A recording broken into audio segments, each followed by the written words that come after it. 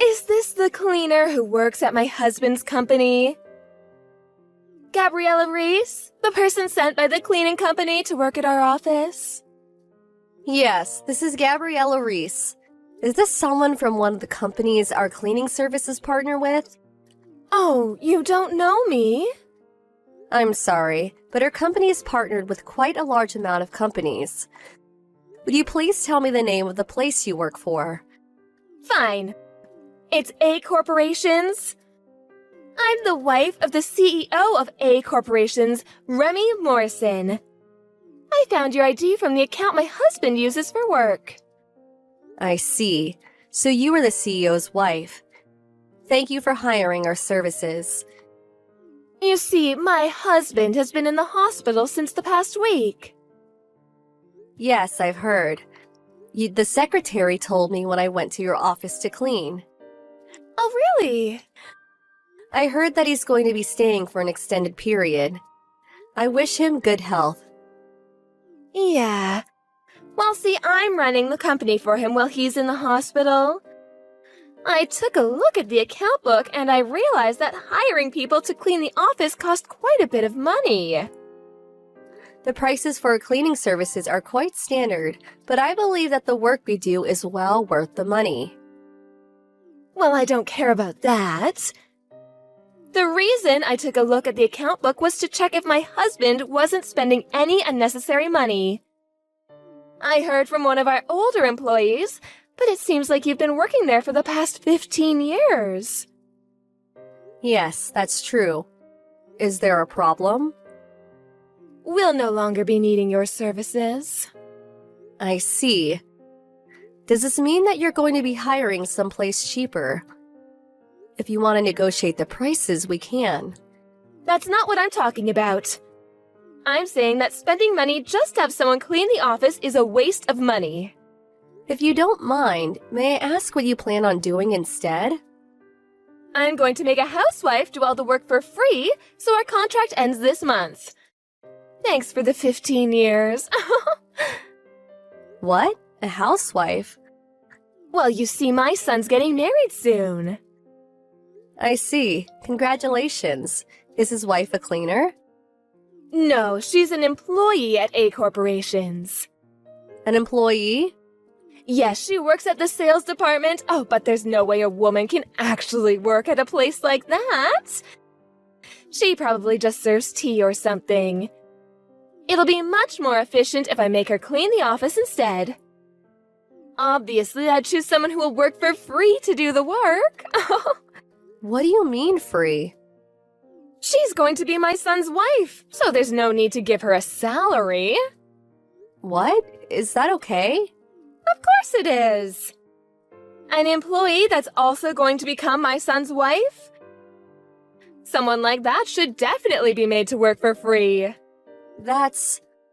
I'm in no position to argue with you on how to run your company, but in my opinion, something like that is going to be looked down on by the other employees. It's fine, I'll just fire anyone who disagrees. Anyways, we'll no longer be needing your company's services anymore. I'll say it again, but thanks for the 15 years of work.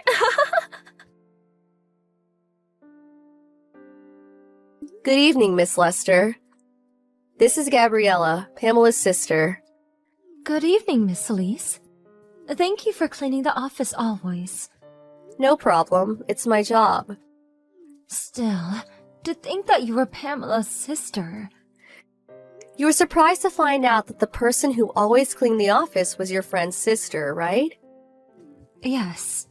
I knew that you were a friend of my sister's, but I couldn't really have a conversation with you while I was working. Sorry I didn't tell you. It's nothing. There's something I need to tell you about. I needed to tell you something while outside of the office, so I asked my sister to give me your phone number. Yep, Pamela told me. What is it that you need to tell me? I'll ask you this directly. Are you engaged to the CEO's son? What?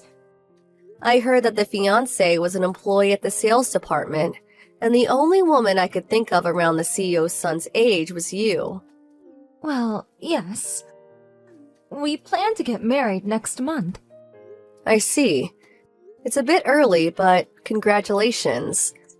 Thank you. There's one more thing. Did the CEO's wife become an executive at the company or something? What? No, I heard that she was a housewife. But she does visit the office a lot recently. Apparently the CEO asked her to check out how the company was going, but the vice president is the one running things while the CEO is in the hospital. She just kind of lurks around the office. It's not like she actually does anything. It seems that she took a look at the account book, but is she allowed to do that? She what? Yup. She looked at the account book and said that the money the company spent on cleaning was a waste, which is why she said that she's going to terminate the contract with the company I work for. What? But if she does that, no one will clean the company anymore. That's true. Your company moved to a larger office 15 years ago. They decided to hire the cleaning company I work for, since they wouldn't be able to clean themselves anymore. Why are you telling me this, Miss Reese? The CEO's wife said that she's going to make an employee, who will soon also be her daughter-in-law, do all the cleaning. For free. What? That's you, right? What? I thought that the reason she was going to terminate the contract with her company was because they decided to find a cheaper option. But this is kind of... I understand. Thank you for the information. I'll talk to my fiancé about this. Good luck. What are you doing? Didn't I say you wouldn't be working here anymore? Why were you cleaning today? Because you haven't legally terminated the contract yet. What? Did you think that just sending me a text message was enough to terminate the contract? Is it not? Well, I'm the CEO's wife, so I basically run the company while he's in the hospital. No, the vice president runs the company while he's in the hospital. But I'm the CEO's wife. If you're saying that I haven't legally terminated the contract yet, then do it yourself. Spending money on cleaning is such a waste. I decided to make my son's new wife, Veronica, do the cleaning, so we won't be needing your company anymore. If it's Veronica you're talking about, I heard that both her and her fiancé quit at the end of last month. What? It seems that the two were planning on starting a new company when they got married. They now moved to the capital and are busy with preparations. But then who's going to be the next CEO? I heard that the vice president was going to be the new CEO starting from next month. What? The vice president came directly to see me after some information got out. You haven't heard? No? What's going on? Veronica! What's going on?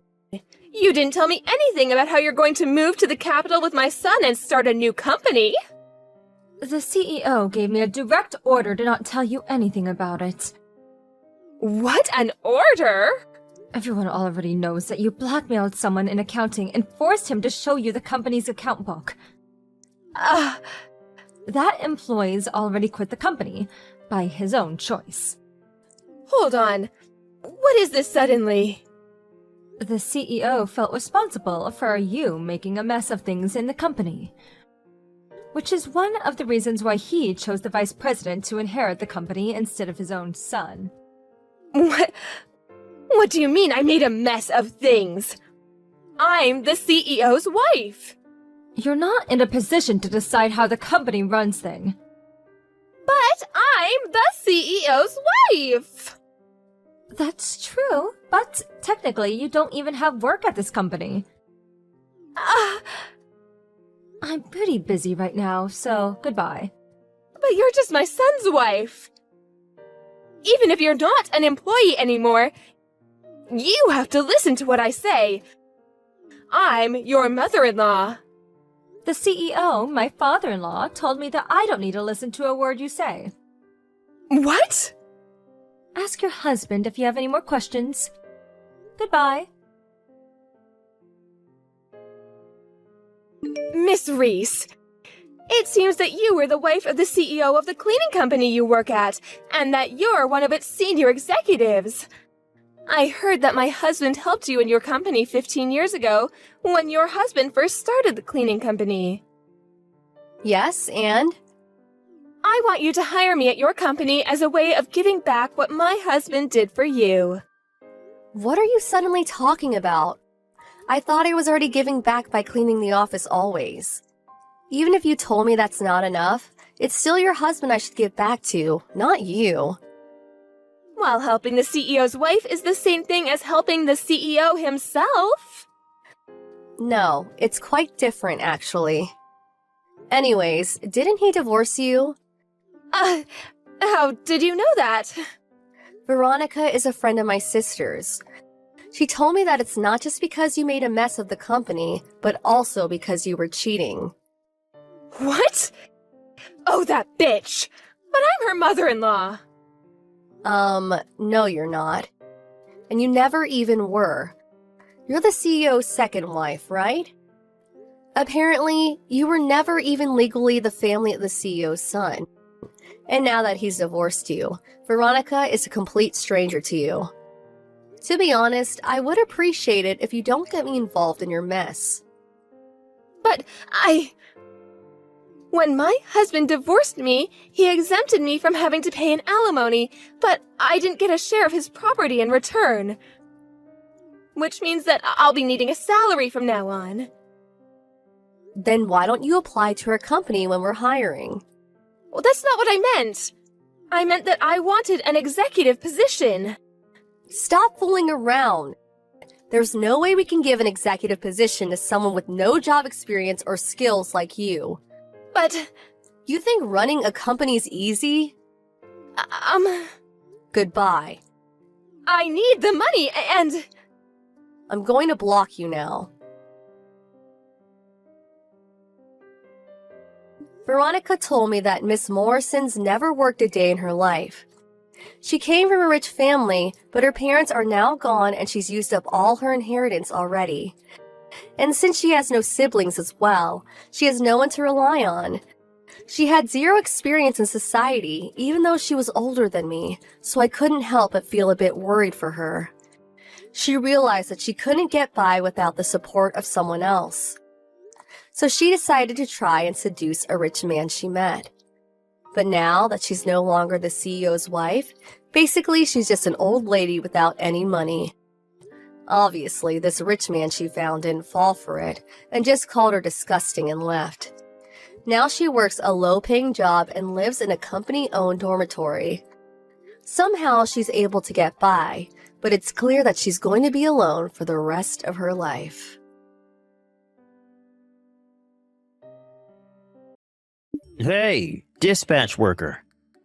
Why did you go home before me? You have no manners even though you're a dispatch worker? Just because it's your first day here doesn't mean you can be lax. Reply to my text, dispatch worker. Good evening, Mr. Cobb. My name isn't dispatch worker, it's Jack Morrow. Who cares about that? I'm asking why you went home earlier than me. Are you underestimating us or something? Do you even have a will to work? Listen up. If you're going to work under me, then I'm going to have to be strict on you. Even if you are just a lowly dispatch worker. I'm not going to let you not take your work seriously. If I may, I think it can't be helped if a dispatch worker goes home earlier than the full-time employees. What? Do you think this job is a game or something? I intend to do my work properly, and I think I worked hard enough today as well. Then why did you disobey me and go home early? I told you not to go home before your superiors, but you didn't follow my orders. Besides, who said a dispatch worker like you could even have an opinion? It's not my opinion. I'm just talking about my terms of employment. Huh? Your terms of employment? There needs to be a regular employee with me while I'm doing work. Making part-time workers or dispatch workers do stuff on their own is banned. The only people who can lock the doors of the factories and the offices in this branch office are the full-time employees who have keys. The only three people left were me, you, and the part-time worker, Miss Knox, so if you were to go home, then me and Miss Knox would have to go home as well, right? But if you do that, then there's going to be unfinished work. But isn't it going to be a problem if you just leave me in the office? Not only that, I'd like to correct you on a fundamental error in your logic. What is it? In the first place, I wasn't assigned to work in the factory. I was assigned to work in the office. What? Really? Yes, I was temporarily dispatched since the office was suddenly extremely low on staff because of people suddenly going on parental leave or having to be hospitalized. It was decided from the start that I would only be working here for 3 months until the employees return. Seriously? By the way, the only reason I did a bit of work in the factory today was because our managers thought that it would help with my work if I got to know how things were in the factories. I'm going to be doing desk work at the office from tomorrow, so you're not the one who's going to give me orders. The supervisor in the office is. Oh, is that so? Are we all right now? Oh, yeah, you can go now. Well then, goodbye. Huh, so you weren't one of my subordinates. How misleading. Hey, dispatch worker. My name is Jack, Mr. Cobb. It seems your dispatch period ends today, huh? Yes, thank you for having me. I mean, I guess it's only obvious for an impolite person who doesn't listen to what others say like you to be fired. What is it? There's no use trying to flatter me now, it's too late. I told you on my first day of work, right? It was decided that my dispatch period would be for 3 months from the start. There was no plan of extending the period either, so it's not that I'm being fired. Oh, is that so? Again, thank you for having me. Goodbye. Wait, I thought that I had seen you somewhere before, but to think, you're Jack, right? The dispatch worker who was fired after 3 months 5 years ago? That reminds me. They were saying that several dispatch workers will be joining the factory workforce today. I see. This means that this time for sure you've been dispatched as one of my subordinates. Hold on, you're still living on that low salary of a dispatch worker after even 5 years? It seemed that you were quite the useless worker. It looks like it's almost time for the morning assembly. I heard that some high-ranking person from a new department at the company headquarters is going to be visiting today. I'm going to show the people in the main company how competent I am, and at the same time, show you how things are going to be around here as your boss. Why did you punch me as soon as the morning assembly started? It's only natural that useless low-ranking employees like you get punched. Work your ass off today as well. It seems you still don't understand the position you're in. Huh? Why don't you think about this carefully? No matter what the reason is, punching someone will cause a huge commotion. Don't you think that under regular circumstances you would have been subdued on the spot? No one stopped me because everyone knows that my style of education is flawless and correct. No, the reason no one stopped you even though you punched me is because I had told everyone prior not to lay their hands on you until I say so. What? Now, I saw the text you sent me before this morning assembly. That's when I remembered that there were rumors about you going about in the company headquarters, about how you weren't doing well with your employees' relationships. And so I decided to not say anything and see how you would behave. I'm going to send this conversation to HQ. I kindly ask for your cooperation. Huh? Why are you talking as if you're the one heading the morning assembly?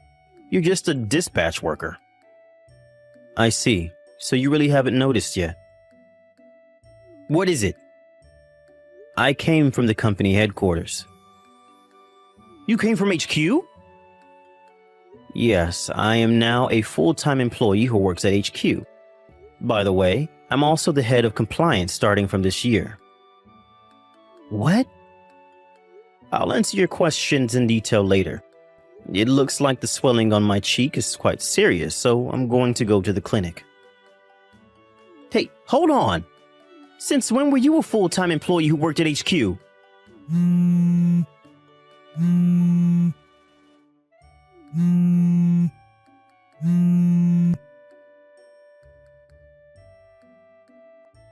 Hey, you should be home by now, right? What's the meaning of this? Explain it to me right now. It means that you're banned from coming to work. Yes, it was really tough for me after that, you know? Immediately after I finished texting you, I was called by the head of this branch office and told not to come to work anymore. All I did was try to teach you your place as a lowly, useless dispatch worker. Why are you now the head of a new department at HQ? It's only been 5 years. When did all this happen?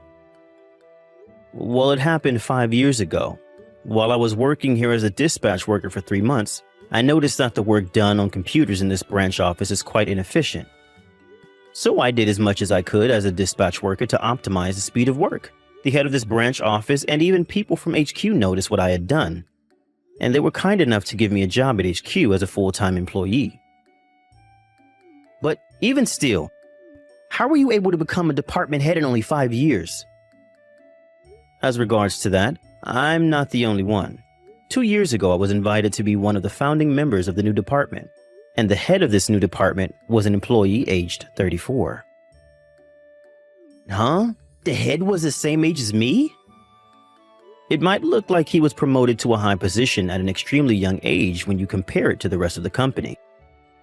But the average age of this new department was 28. Considering this, I think you'll find it more believable that I was eventually chosen to become the head at the age of 30. Seriously? Well, there's really no point in me talking about my job, so I'll stop talking about this topic. What I wanted to talk about is how you suddenly punched me, who came from HQ to see how things were going here during today's morning assembly. I didn't know. I heard that new dispatch workers will be joining the factory workforce today, and that's when I saw you, so I assumed that you were here as a dispatch worker again. But I heard that the new dispatch workers would be coming tomorrow. What? It seems you didn't know the company's schedule, but that's not the point.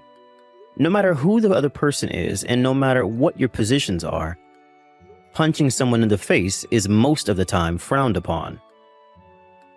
I just had a little misunderstanding. Don't you think we need to take that into consideration? Even if I were a dispatch worker, punching me in the face would have been a serious offense. It's not as if you were protecting yourself as well. You obviously just suddenly punched me. That's the reason you're being punished. Come on, I'm begging you. I'm about to get married. You're getting married? I plan on proposing to her soon. And my girlfriend is waiting for me to propose to her as well. You had a girlfriend? You know her as well, right?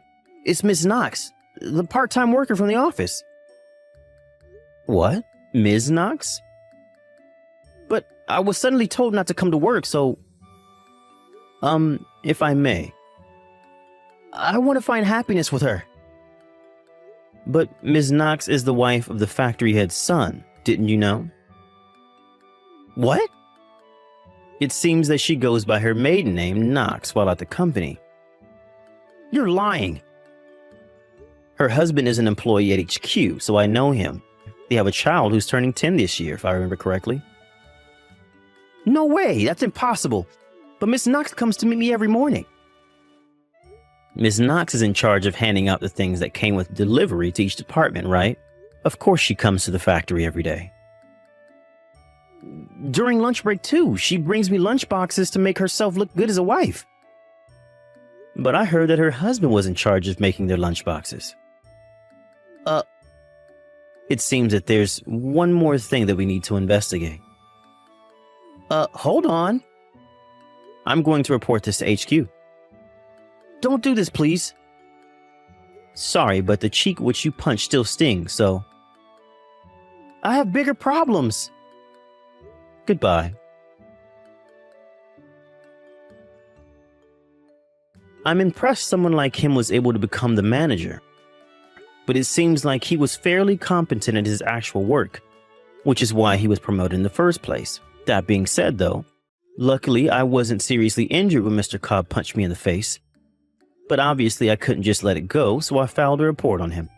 Ms. Knox, who he had apparently been stalking, filed a report on him as well. We have no intention of settling this outside of court with him. After the whole debacle, Mr. Cobb was now in possession of a criminal record and was fired from the company. He used all the money he had saved up to pay for the alimonies, which were massive. Me and Ms. Knox had asked from him, and he was forced to start over from scratch. No, it was even worse than starting over from scratch for him, as he was now in the possession of a criminal record. Unless he does something about how he treats other people, I doubt he'll be able to live a happy life in the future.